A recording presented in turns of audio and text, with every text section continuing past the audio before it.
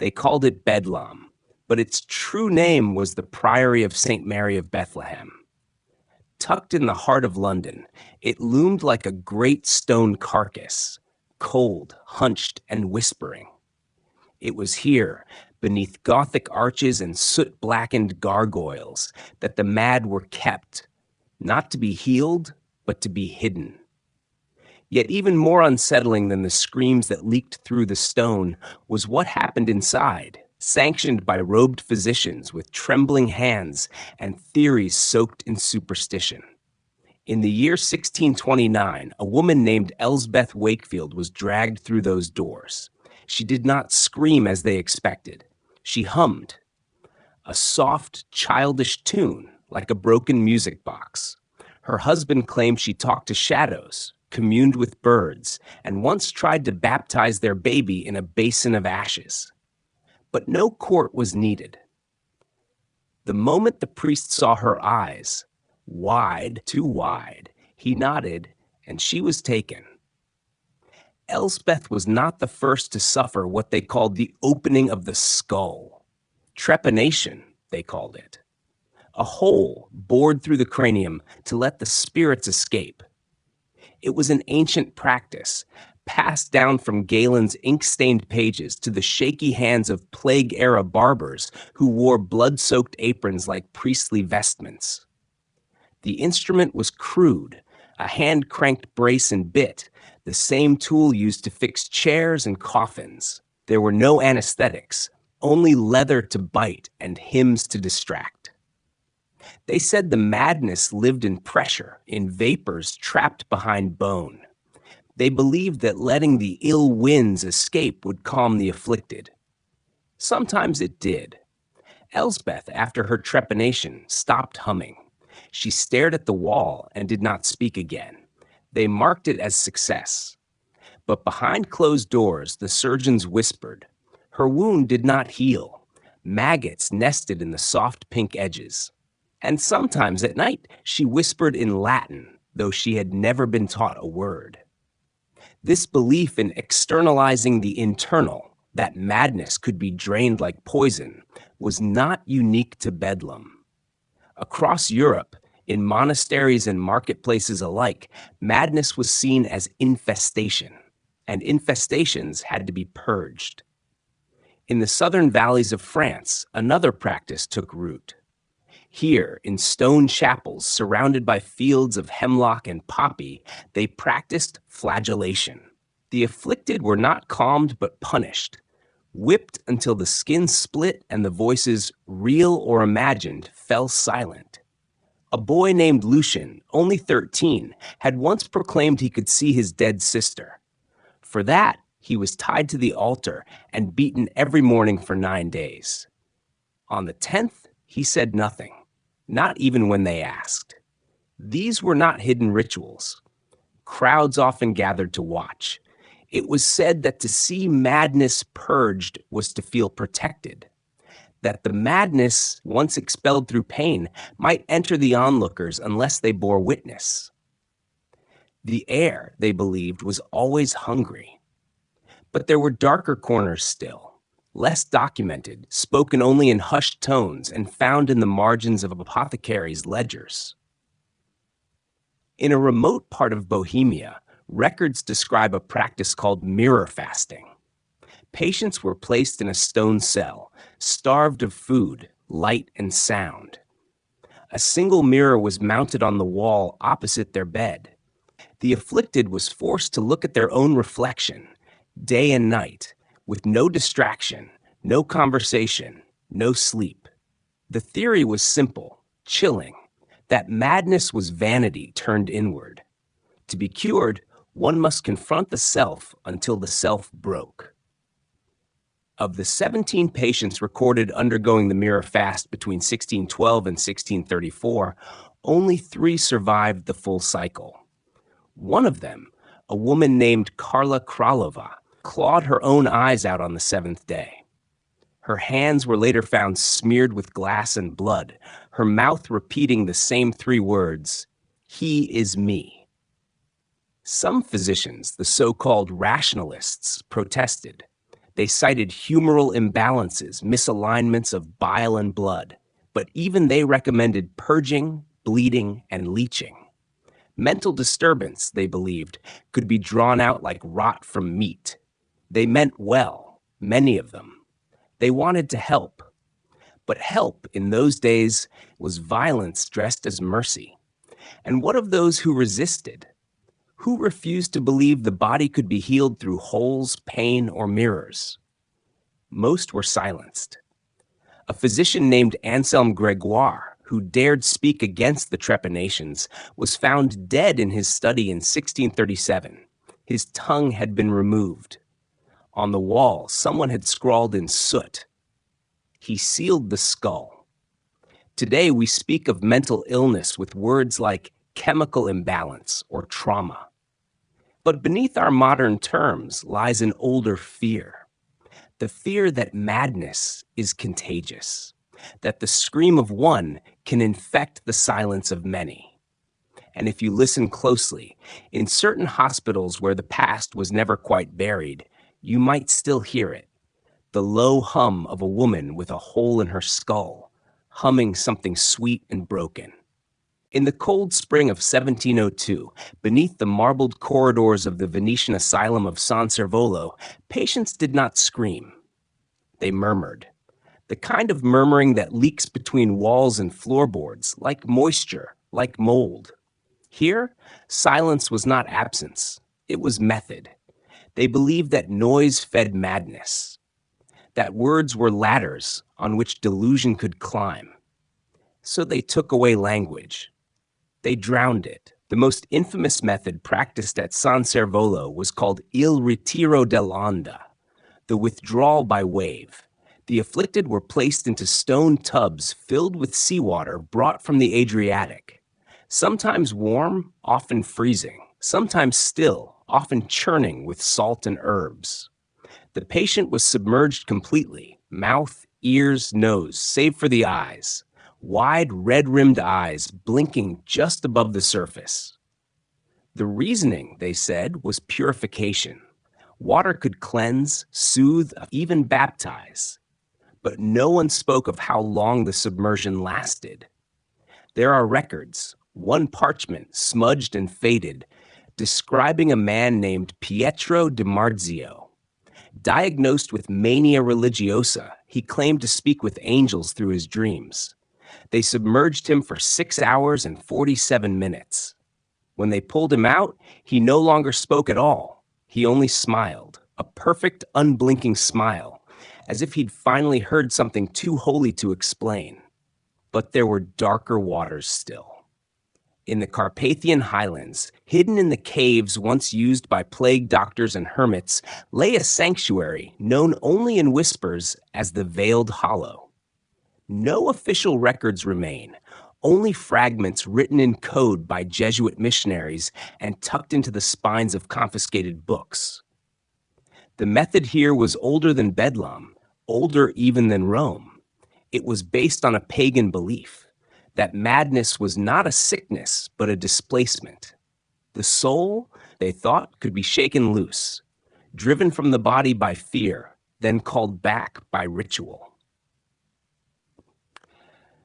One such ritual, documented in a fragment dated 1683, involved entombment. The patient was stripped, bound in cloth, and laid inside a stone crevice barely large enough to contain the body. A single candle was left burning above the head. The crevice was sealed with mud and twine. The soul, they believed, would panic in the dark and return to its rightful place. If the candle went out, the patient was considered lost. Of the 12 known entombments, only 4 candles remained lit by morning. There was one boy, 13 years old, unnamed in the documents, but marked by a single phrase repeated 3 times in red ink. He came back wrong. It was said he emerged speaking a language no one recognized. He refused to eat anything but ash, and his shadow, according to the final entry, would not follow the sun. Back in the courts of the Habsburg Empire, such pagan rites were scorned. But cruelty wore different robes here. In Vienna's House of the Black Mirror, a state-funded sanatorium built to show the world that madness could be civilized, patients were treated like broken machines. Their treatment was mechanical, methodical, and equally monstrous. One such device, called der Druckstuhl, the pressure chair, was designed to compress the body evenly while restricting movement. The inventor believed that stillness was key to rebalancing the psyche. The patient would be strapped in for hours, sometimes days, with brass fittings tightening at the limbs and chest. A mirror was placed in front of the chair, tilted just so, forcing the patient to watch themselves in absolute stillness. A woman named Marta Koenig, diagnosed with hysterische Wut, hysterical rage, was left in the chair for 3 days. When released, she had forgotten her name. But she remembered the name of the doctor. She carved it into her forearm with a shard of the mirror, slowly, letter by letter. And still, society called this progress, because the gowns were cleaner, the halls brighter, the screams muffled by velvet drapes, because suffering wrapped in Latin terms and surgical steel felt more civilized than superstition. But beneath it all, the same belief remained, that madness must be contained, controlled, and if it could not be tamed, it must be silenced. There is a report dated 1709 in which the director of the house writes, "We are not curing their minds. We are bending them back into place, like broken clocks, so they tick at least, even if the time is always wrong. We tell ourselves we are better now, that we do not drown or crush or bury. But ask yourself, when you pass someone muttering on the street, do you not flinch? When someone laughs at nothing, do you not look away? Madness still frightens us, because it speaks a language we've forgotten how to hear. And sometimes, if you listen late at night near the canals of Venice, the water gurgles strangely. Some say it's just the tide. Others say it's the echo of a submerged man, still smiling beneath the waves. In the eastern reaches of Prussia, beneath the icy weight of pine forests and cathedral spires, there existed a sanatorium unlike any other, a place known simply as Sonnheim, the House of Teeth. The name was not metaphor. The philosophy of Sonnheim rested on one chilling premise, that the origin of madness lay in the mouth, more precisely, in the teeth. It was Dr. Otto Weiss who first proposed the theory. A man both revered and feared, Weiss was a devout student of phrenology, mesmerism, and early dental surgery. He believed that malformed thoughts were the result of malformed skulls, and that certain arrangements of molars and incisors could resonate with unseen frequencies, summoning voices, visions, compulsions. In short, insanity was dental music gone wrong. So he began to extract. The records are precise. Every patient received an oral map, a grid marked in trembling ink. Certain teeth were circled. Those were discordant. Under lantern light and without anesthetic, Weiss pulled them, one by one. Sometimes 12 in a single session. Sometimes all of them. The extractions were not silent. The cries that rang through Sonnheim were said to resemble hymns, long, uneven, and terrifyingly melodic. They called it the choir. And when patients stopped screaming and began to hum or moan in harmony, Weiss took it as a sign that the madness was leaving. One woman, Annika Sutter, had 17 teeth removed. Afterward, she refused to eat anything solid. She scribbled constantly on the walls, in symbols no one could decipher. When her fingers bled from the scratching, she began using her gums. They found her in the chapel one night, chewing pages from the Book of Psalms. Her blood formed words across the altar. It still sings. Yet Dr. Weiss was not alone in his grotesque logic. In Florence, under the patronage of the Medici's lesser branch, a private clinic called Santa Casta sought a different path. There, it was not the teeth, but the breath they blamed. Madness, they claimed, entered the mind through corrupted air, aria impura.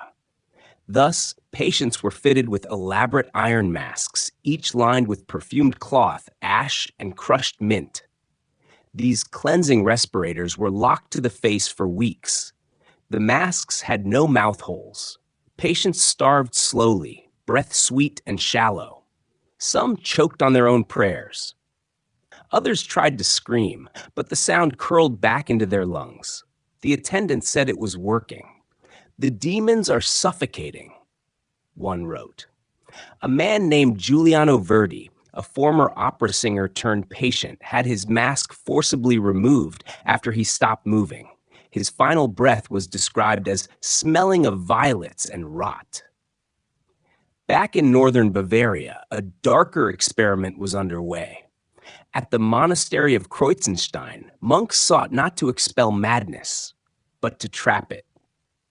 They believed every mad utterance, every scream, every hallucinated voice was a piece of something ancient, a fragment of fallen angels scattered in the world like shards of divine punishment. So they collected them. In underground vaults, padded in pitch and wool, the monks kept the mad in absolute darkness. Whenever a patient spoke in tongues, whispered to nothing, or sang in dreams, their voices were recorded, not with ink, but with wax. Cylinders, etched with phonograph styluses powered by foot-cranked machines. They believed the voice carried a trace of the entity within, and once captured, it could not return. Over 80 cylinders were preserved, each labeled with a single word: custodia, confinement. But the practice came to a halt in 1741 when a monk named Brother Benedict broke into the vault during a thunderstorm. He smashed 7 of the cylinders. Witnesses claimed they heard shrieking, not from the wax, but from the walls themselves.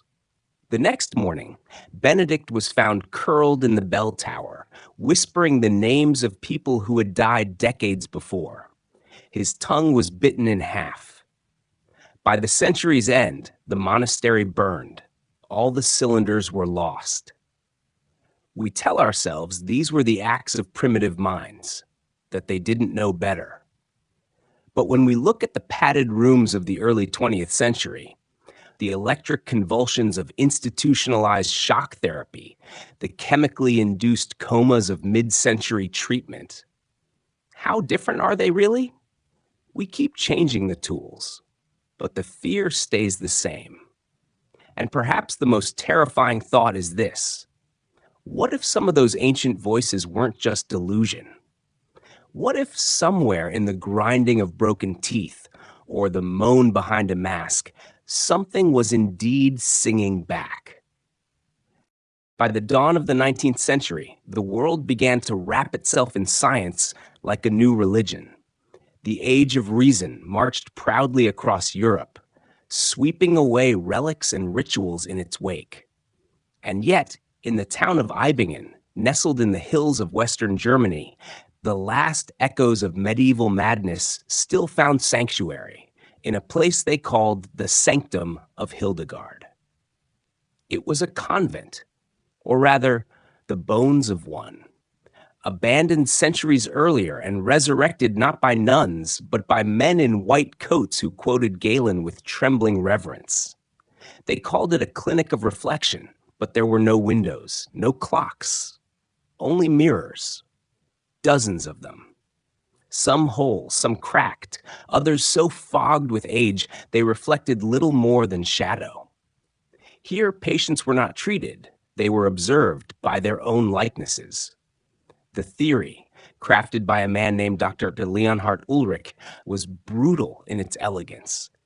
If the soul could fracture, so too could the reflection. And if the reflection could be made to shatter, the madness might bleed out with it. Each patient was placed in a chamber lined floor to ceiling with silvered glass. They were left alone, barefoot, clothed only in linen, given no names, only numbers. No one spoke to them. Food was passed through a slot. If they wept, the mirrors recorded it. If they laughed, it was documented in ink. If they broke the glass, the shards were measured and reinstalled. It was said that by the end of the second week, most patients could no longer recognize themselves. Not just physically, but ontologically. They pointed to the glass and asked who was inside. Some attacked their own faces. Others began to pray to them. One woman, only marked as patient 31, insisted her reflection was waiting for her to leave so it could take her place in the world. They found her one morning curled in the fetal position, her throat pressed gently to the bottom corner of a broken pane. Her last words, scribbled backward across the floor in dried soup, "I was never the original." But Eibingen was not the last. In the Russian Empire, deep in the frost-bitten steppe, a fortress turned asylum bore a name lost to time, but known in whispers as Zimnyaya Pustota, the winter void. Here, the treatments were colder still. Patients were buried to the neck in snow for hours, days in one report. The belief was that madness could be frozen like rotten meat, that the body, numbed to its limits, would forget its demons. They called it purification by absence. But snow is silent, and silence leaves space. And sometimes, in that space, voices grew louder. A soldier named Mikhail Arseniev, accused of heresy and sent to the void, was uncovered after 4 nights beneath the ice. His skin was blue. His heart slowed but still beat. He was alive, but his eyes would not close. When they finally thawed him, he whispered, "They are colder than this." When asked who, he simply said, "The men beneath." Then there were the hospitals of the Ottoman Empire, where madness was believed to be both divine and infernal, a test, not a punishment. Some healers used music, others perfumes. But in the darker wings of the Darushifa of Edirne, a more disturbing custom lived on. It was called the silence of the saints. Patients were dressed in the robes of holy men, forced to memorize sacred texts. Then, in nightly ritual, they were asked to confess sins that weren't theirs. If they refused, they were isolated. If they agreed, the sins became real in the eyes of the court. Some were flogged for murder they did not commit. Others were exiled. One man, Yusuf al-Balki, confessed every night for 30 years, believing truly that each lie cleansed his soul of an illness too vast to name. On his deathbed, he begged for one more sin to carry. The doctors complied. He died with a smile and eyes wide with terror. We call these histories now relics, superstitions. But if you peel back the polite language of modern psychiatry, you will still find echoes, whispers of restraint, sedation, isolation. Still find rooms with no windows, pills that numb rather than heal. Diagnoses that cage more than they comfort. Perhaps what frightens us most is not that the old ways were cruel, but that they were, in some broken, terrifying way, sincere. They wanted to help. They just didn't know how. And maybe, just maybe, we still don't. So if, late at night, you hear music with no source, or feel a breath on your neck in a padded room, or glimpse something in the mirror that isn't quite you, don't ask questions. The past has teeth, and sometimes it bites back.